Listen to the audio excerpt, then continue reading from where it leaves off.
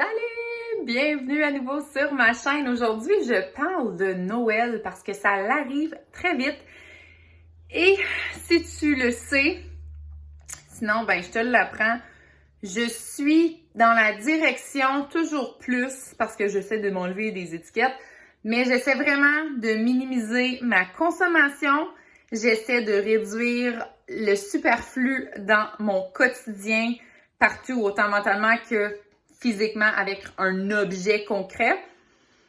Donc là, pour le temps des fêtes, j'ai décidé de vous faire une vidéo pour vous donner des idées cadeaux, autant pour les enfants que des adultes qui ne demandent pas tellement d'espace et peut-être, je l'espère, vous faire changer un petit peu d'avis par rapport à la perception qu'on a de Noël et de surconsommer. Quasiment une compétition de c'est qui donne le plus beau, le plus gros cadeau et tous ces tralala-là qu'on voit souvent passer. Puis, je pense sincèrement qu'à la base, Noël est une journée pour pouvoir reconnecter avec la famille, pour pouvoir justement célébrer la famille et tout ça. Évidemment, ça va dépendre si tu le fais dans la religion ou non.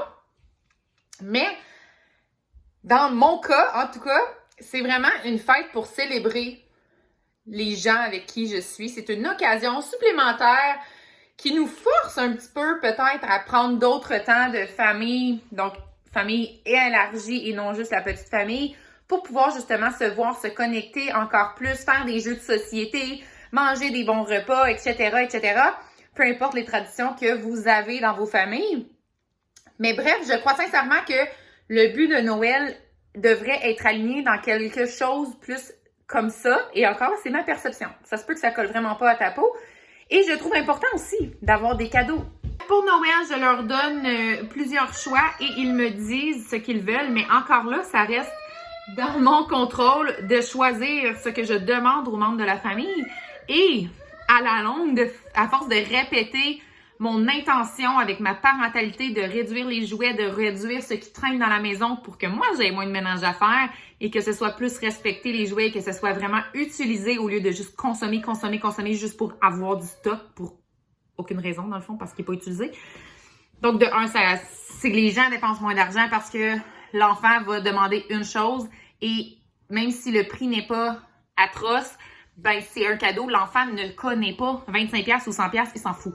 Il veut le jouet tel quel, puis il va être content de l'avoir, peu importe. Puis même s'il est usagé, c'est quelque chose qui peut être possible. Si vous êtes ouverte d'esprit de ce côté-là, il n'y a rien de mal, selon moi, à le faire. Justement, ça réduit la surconsommation inutile d'objets, parce que souvent, les choses utilisées par des enfants, s'ils ont beaucoup de jouets, ils ne sont pas utilisés intensément, donc ils peuvent être utilisés facilement par d'autres enfants.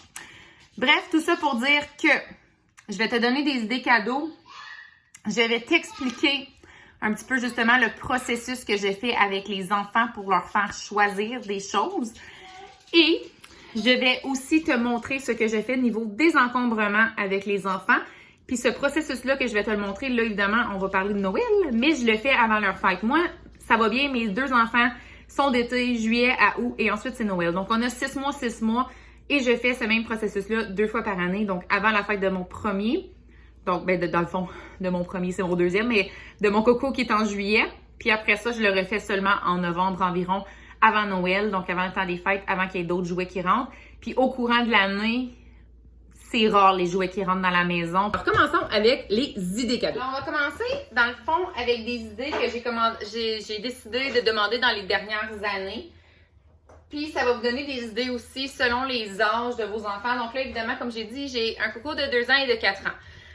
Alors, ça va te donner des idées dans ce groupe d'âge-là, mais ça peut être des idées qui grandissent avec l'enfant et surtout que ça peut jouer même de 1 an à plus tard. Avant leur 1 an, mes cocos, je demandais vraiment des choses que j'avais de besoin et surtout à mon plus vieux, je n'étais pas encore à l'aise, si je peux le dire comme ça, de dire vraiment ma vision de la chose sur ça. Donc, on avait beaucoup de cadeaux et je finissais par faire un désencombrement en fin janvier parce qu'il y avait beaucoup trop de jouets qui jouaient pas avec parce qu'il y avait même pas 1 an. Là. Fait que, il y avait tellement de choses, de cossins qui qui était même pas pour utiliser. Et là, vraiment que j'avais fait le plus gros de mon désencombrement parce qu'il y avait tellement de stock. Donc, la première question que j'aime toujours me poser, c'est qu'est-ce qu'ils ont de besoin?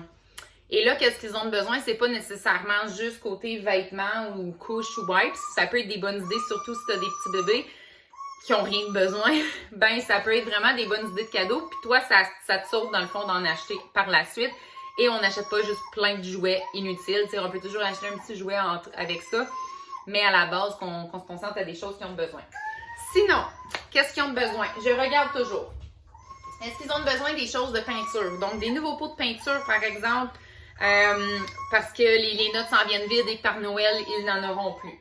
L'année passée, à Noël passé, j'avais demandé ça, dans le fond, à ma mère, parce que moi, je choisis toujours les cadeaux et ensuite de ça, je demande genre à ma mère, à ma soeur, à mon père et tout ça. Puis chacun choisit s'ils veulent et ensuite je passe au prochain si jamais ils ne choisissent pas. Mais je donne pas genre une liste puis on risque d'avoir des affaires en double. Je suis vraiment très sélective et je sais qu'est-ce que les gens maintenant aiment acheter. Comme si je sais qu'une de mes sœurs, elle adore acheter quelque chose de nécessaire et un jouet. Donc, il y a toujours les deux options pour elle. Puis, elle choisit de là, ensuite de ça, les cadeaux qu'elle fait. Donc, bref, tout ça pour dire que l'année passée, à ma mère, qui aime aussi beaucoup acheter des choses utiles, elle m'a demandé qu'est-ce qu'ils avaient de besoin et nous avions 2 pinceaux dans le temps. Donc, tu sais, comme j'en ai même un là, qui est vraiment vieux, qu'on a encore, mais tu sais, il est rendu vraiment effiloché. Tu le vois, là, tu le vois un petit peu mieux. Il est rendu comme plus sec et tout ça versus les autres. Donc, j'avais demandé des nouveaux pinceaux et surtout de différentes grosseurs. Parce que, en vieillissant, ils commencent à vouloir faire des choses spécifiques et ils ont besoin d'avoir des différentes touches de pinceaux pour pouvoir justement laisser aller leur créativité et faire plus en mesure, tu sais, des petites lignes fines versus un méchant gros stripe de pinceaux. Donc, ça, c'est une chose que elle m'avait acheté un paquet de pinceaux différents avec des petits pots comme ça que tu peux mettre 2 couleurs dedans, qui est tout petit. Donc, avec des enfants que ça gaspille beaucoup de peinture si tu leur en mets trop, ça c'est idéal parce que tu leur mets juste 2 petites couleurs et c'est assez. Et sinon, des gros pots comme ça aussi qui vont bien pour jouer dans le bain, si jamais aussi. Donc, multifonction. Donc, ça, c'était une des choses que j'aime demander et que je redemande à chaque année depuis 4 ans. Et il y a toujours quelqu'un qui va se porter volontaire à en acheter. Ma mère, elle avait aussi acheté, là, j'en ai pas parce qu'on les a passés. Mais des gros tuyaux, genre de papier blanc. Puis, elle en avait acheté 2. Donc, ça nous a duré presque toute une année de Noël à Noël parce qu'il était tellement gros. Puis, sinon, ça ici, j'avais trouvé ça super cool de demander l'idée.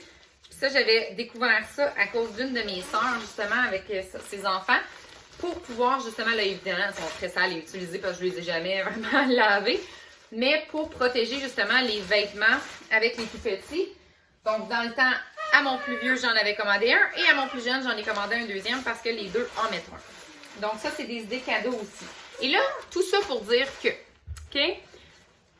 Je crois que c'est important de te dire aussi que je ne veux pas te créer de besoins. Je te donne des idées qui sont plus minimalistes, en parenthèse, puis qui peuvent être utilisées longtemps sans nécessairement se briser des choses comme ça, ce genre-là, ou des choses qui vont être pour la créativité des enfants. Parce que c'est vraiment important pour moi de les introduire à des choses comme ça pour pouvoir justement laisser sortir leur créativité, de les asseoir plus souvent avec des jeux qui sont comme instructifs, mais le fun en même temps, puis qui sont super parfaits pour l'hiver. Comme ça, c'est toutes des activités que je vais vous montrer, là, c'est toutes des activités qu'on priorise, qu'on met de l'avant encore plus l'hiver versus l'été, qu'on est beaucoup dehors. Mais voilà, donc sinon, autre que ça, la fameuse pâte à modeler qui vient toujours sec parce qu'il laisse trop longtemps sortir, des choses comme ça. C'est toujours winners, ça pour les fêtes et pour Noël, je le demande toujours aussi à chaque année parce que ça passe vite. Donc, on en reçoit toujours et même ça peut être des accessoires de pâte à modeler si les enfants trippent beaucoup avec certains accessoires. Moi, personnellement, je ne suis pas dans l'extrême d'accessoires. On a vraiment la base, c'est pour faire des formes, pour couper, des choses comme ça. Tu sais, j'ai pas genre la machine pour faire des hamburgers, là, parce qu'à un moment donné, c'est que ça prend trop d'espace. Puis ça veut pas dire qu'ils vont plus l'utiliser que le petit couteau pour faire puis pétrir le pain avec leurs mains avec la pâte à modeler. Moi, j'aime plus rester à la base, mais ça, encore là, c'est moi. Sinon, autre que ça, pour des idées, les fameux casse-têtes. Les casse-têtes, selon les âges, encore là, Quand ils étaient petits, ça a commencé avec des casse-têtes de bois, donc avec les animaux de la ferme, des choses comme ça, des camions, donc plus facile pour leur âge. Puis, moi, mes gars ont toujours joué aussi avec leurs casse-têtes de bois, donc je les laissais toujours disponibles. Et ils prenaient littéralement, exemple, la vache ou le camion, puis ils faisaient la vache ou le camion en jouant. Donc, j'aimais beaucoup les casse-têtes en bois pour cette raison-là. Et là, vu que mon plus petit est rendu quand même à 2 ans et qu'il veut faire plus comme son grand frère, ben là, on a plus de casse-tête, plus gros morceaux, là, tu sais. C'est des gros morceaux comme ça qui vont vraiment plus pouvoir faire plus facilement. Donc, celui-là, je l'aime beaucoup aussi parce qu'il y a les chiffres dessus et il est vraiment très grand. Donc, c'est comme excitant pour les enfants de le voir comme ça. Donc, ça peut être des casse-têtes comme ça. J'aime beaucoup aussi ce casse-tête-là qui a, dans le fond, tu as un papier, tu mets les casse-têtes par-dessus. Donc, c'est plus facile encore là de suivre que de juste le faire à l'aveuglette, si on veut. Là. On peut grandir vraiment longtemps des casse-têtes parce que s'ils ont l'intérêt de le faire, il y en a un paquet. Puis, de plus en plus, ça devient plus compliqué, plus des petits morceaux. Donc, avec leurs intérêts, tu peux acheter des casse-têtes avec leurs intérêts du moment. Puis, ça peut être vraiment très cool. Autre option, qui est comme, pas vraiment un casse-tête, mais plus jeu de société, c'est des magnétiques. Je sais pas si c'est... Ben oui, c'est un livre magnétique, dans le fond. Puis, c'est des cartes comme ça qui peuvent reproduire sur le bonnet avec des aimants. Donc, c'est comme super... Ça peut être vraiment n'importe quoi. Puis, ça peut aussi leur laisser l'imagination de créer ce qu'ils veulent sans nécessairement jouer avec les cartes telles quelles. Donc, ça, je trouve ça vraiment très cool. Puis, on en a 2. Donc, ça, c'était un cadeau, si je ne me trompe pas, de Pâques et un de Noël. Donc, 2 différents. Il y en a aussi plein de filles et tout ça. Là, donc, c'est vraiment très cool. J'aime beaucoup ça. Autre idée, ça, c'est des cadeaux de cette année, dans le fond. Mais une autre idée, de la colle pour faire les bricolages qui passe toujours quand même assez rapidement. Donc, ça, c'est des cadeaux que je vais mettre dans des bas de Noël, dans le fond. Fait que c'est petit. J'ai pas besoin de l'emballer dans un gros cadeau et ça remplit le bas de Noël autre que juste du sucre. Donc, de la colle. J'ai 2 paquets de crayons pareils parce que ça en passe des crayons avec 2 cocos. Donc, en plus, qui s'ostinent souvent, pour exemple, les 2 qui veulent le rouge en même temps. On en a 2. Puis, ça passe assez vite, donc ça ne me dérange pas d'en avoir plus. Et nos crayons, présentement, ils s'en viennent quasiment tous secs, là, parce que ça fait comme... Ça, j'en ai pas acheté depuis que mon premier est né, là. Fait que ça va faire comme 4 ans que j'ai les mêmes crayons. Fait que c'était le temps. Ensuite de ça, cette année, j'ai décidé d'acheter ce kit de ciseaux-là parce que mon petit a vraiment beaucoup d'intérêt avec les ciseaux et, comment dire, il est un petit peu dangereux. Alors, avec des vrais ciseaux, je trouvais ça assez intense de l'habituer comme ça versus comme mon plus vieux que j'ai pas eu besoin d'avoir des petits ciseaux protecteurs parce qu'il était plus délicat. Mais je trouvais ça cool parce que, ben de un, il y en a 3, fait que je vais pouvoir comme en avoir un chaque et un de surplus. Puis il y a plein de petits dessins à l'intérieur pour se pratiquer à couper. Donc, je trouvais ça vraiment très cool pour l'apprentissage à couper, surtout que là, on fait l'école à la maison avec William. Donc, ça va être pratique aussi pour vraiment l'apprendre à découper plus délicatement des choses. Donc, je trouvais ça très cool. Donc, je vais le mettre aussi dans le bas de Noël. Je vais mettre les ciseaux puis les petits dessins. Je vais les garder juste pour le faire plus tard. Là, je ne les mettrai pas nécessairement emballés. Mais bref, ça, c'est une autre idée. Donc, autre aussi, article de bricolage, tu sais, il y en a, je pense au Costco que j'ai vu ça récemment, c'est comme des gros pots avec plein de choses de bricolage, qu'il y a autant des cure-pipes, des bâtons, des boules blanches, de styromousse par exemple et tout ça. Fait que ça peut être un cadeau pour ton enfant s'il aime le bricolage et laisser aller leur créativité, donc ça peut être très cool. Et cette année, par exemple, une de mes sœurs a décidé d'acheter un kit sensoriel pour style bricolage aussi pour mon plus vieux. Donc, ça, c'est des idées cadeaux qui peuvent être super cool aussi. Là. Il y a plein de compagnies de la région qui font ça. Donc, oui, ça demande un petit peu de recherche, mais qui font des boîtes que tu peux recevoir avec des thématiques et tu peux donner ça, dans le fond, en cadeau à des enfants que tu sais que les parents vont s'asseoir à la table et faire les activités avec eux. C'est super, super cool. Il peut aussi avoir plein de kits de choses là, que tu peux acheter pour faire comme des expériences scientifiques. Comme là, pour mon plus vieux, cette année, qui est vraiment curieux par rapport à toute l'anatomie des, autant des mammifères, des dinosaures et tout ça. J'ai trouvé un kit pour faire des fossiles, pour gratter des dents de requin, des choses comme ça. Donc ça sera une idée aussi que je vais avoir pour cette année. qui va être encore là une activité plus d'apprentissage, mais en étant dans son intérêt. J'essaie vraiment de viser dans leurs intérêts le plus possible, comme ça, le cadeau est vraiment apprécié. Une autre idée, évidemment, c'est des livres. Des livres selon leurs âges, mais selon leurs intérêts aussi. Et moi, je fonctionne avec une petite rotation de livres selon les saisons. Donc, par exemple, avec le temps d'Halloween qui arrive, donc là, dernièrement, on est beaucoup dans les livres d'Halloween, avec des histoires de fantômes, des histoires de monstres, évidemment, à leur âge. Donc, on se concentre vraiment sur ça, sur l'apprentissage de tout ce qui englobe l'Halloween. Et ensuite, après que l'Halloween est passé, on commence à avoir des livres plus de l'hiver, de la neige, des bonhommes de neige. Donc, ça, des exemples comme ça, de Noël. Donc, pour vraiment que les enfants soient dans l'ambiance, si on veut. Donc, tu sais, j'en ai de Pâques. Après ça, évidemment, on en a toujours aussi de base qui restent, comme les émotions, ne veut pas partager, fait une colère, des choses comme ça. On en a aussi des plus gros qui sont comme un petit peu plus vieux, mais que nous, on lit avec eux et ça va bien. C'est juste des histoires un petit peu plus longues. Encore là, dans leurs intérêts, tu sais, on en a toujours comme ça, avec des camions. Puis encore là, selon leurs intérêts, ben là, cette année, comme mon grand en a demandé un encore là pour les dinosaures, les serpents. Et je les ai pris un petit peu plus vieux parce que je sais qu'il est rendu à cette étape-là. Ça fait, dans le fond, d'acheter des livres comme ça. Je trouve que ça donne encore plus de temps de qualité ensemble. Puis moi, je suis pas la mère qui aime jouer genre au camion longtemps. Tu sais, je le fais parce que je sais que ça leur fait plaisir.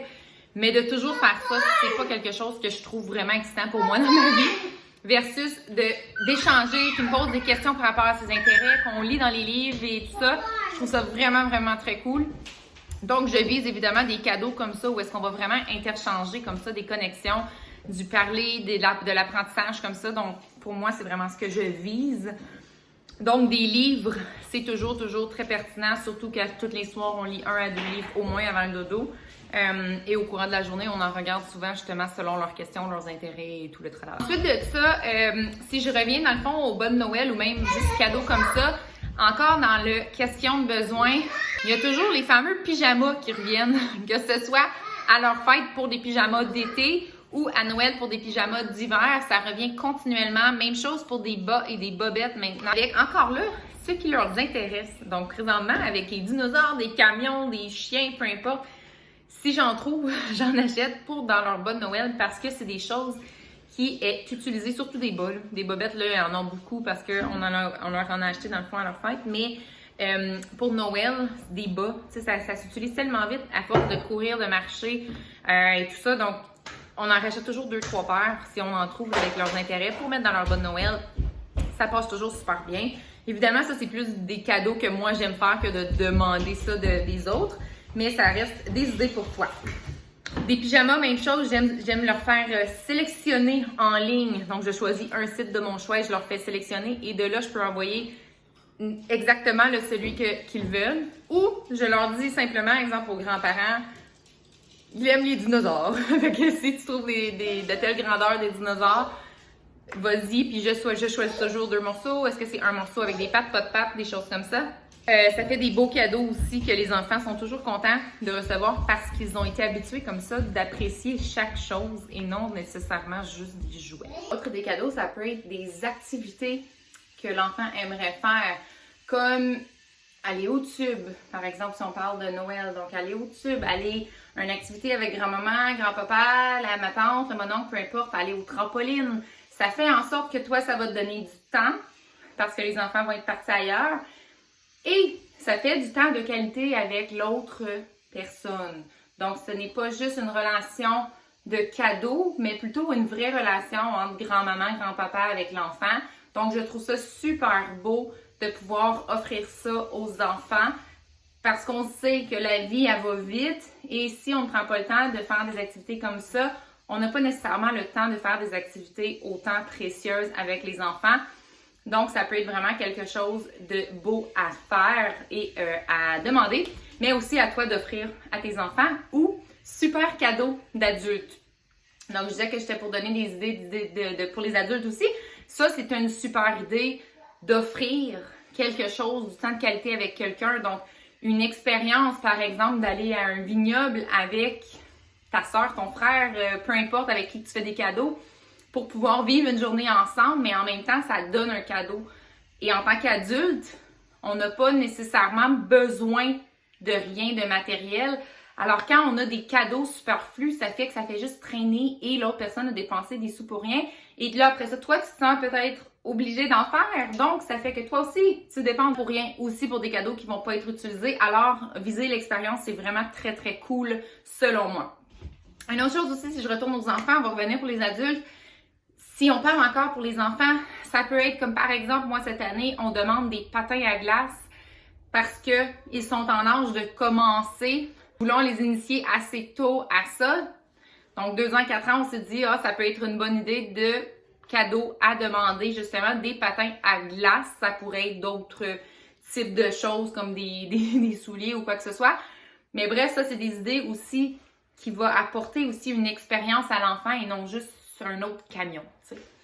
Je dis pas qu'il y a de mal là, à juste des camions, des choses comme ça, mais quand ils en ont déjà et qu'ils en ont trop, on veut pas aller en plus de ça en ajouter pour défaire leur ambiance.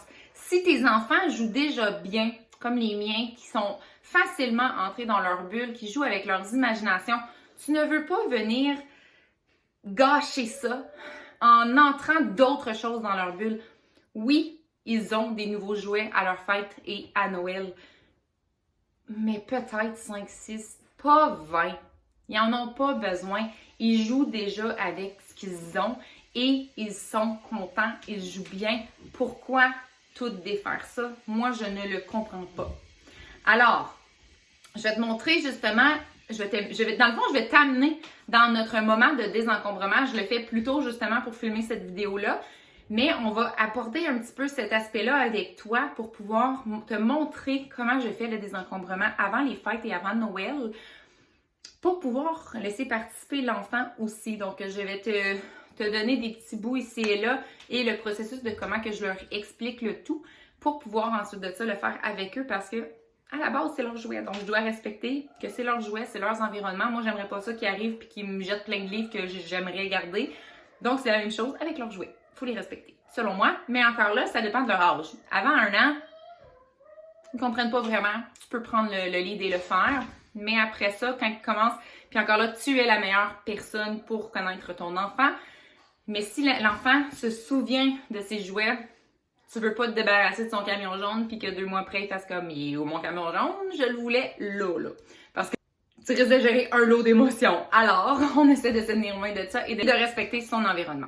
Si on parle maintenant des cadeaux pour les adultes, comme j'ai déjà dit, ça peut être des expériences, donc des journées, des certificats cadeaux pour un certain restaurant, un certain magasin de vêtements que tu sais qu'elle aime magasiner.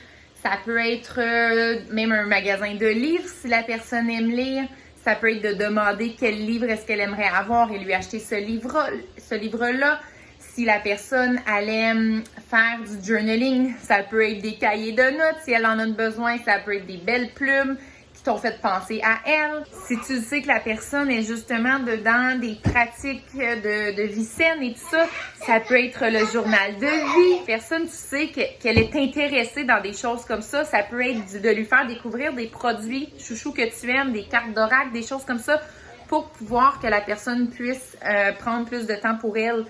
Évidemment, ça peut être d'aller tâter le terrain, de lui demander directement si c'est quelque chose qu'elle aimerait, au lieu d'acheter juste des choses que tu sais pas si elle va aimer. Ça peut être vraiment simple comme ça que de le demander. Ça peut être une manicure, pédicure si la personne elle aime ça, un facial. Tu connais la personne avec qui tu vas lui faire un cadeau. Alors, d'aller vers ses intérêts, des choses qu'elle fait déjà peut-être pour elle, ben qu'au moins elle n'aura pas besoin de le payer, de le débourser. Ça peut être une super bonne idée aussi. Ou encore là, comme je disais, des expériences pour aller avec toi à quelque part, ça peut être vraiment très cool pour un adulte. Si la personne, elle aime le café, le thé, ça peut être de lui acheter quelque chose, justement un produit pour lui faire découvrir une certaine sorte de café, une certaine sorte de thé. Je trouvais la vidéo déjà assez longue, alors je continue avec le processus de désencombrement dans une deuxième vidéo, donc ce sera part 2. Et elle devrait être là dans 3 semaines. Donc, je vais avoir le temps de la filmer au complet et de l'éditer. Donc, pour l'instant, j'espère que tu as pris en note des bonnes idées cadeaux autant pour des adultes que pour des enfants. Et on se revoit pour une prochaine vidéo. Merci encore d'avoir écouté. Si tu as aimé, thumbs up! Bon. Bon.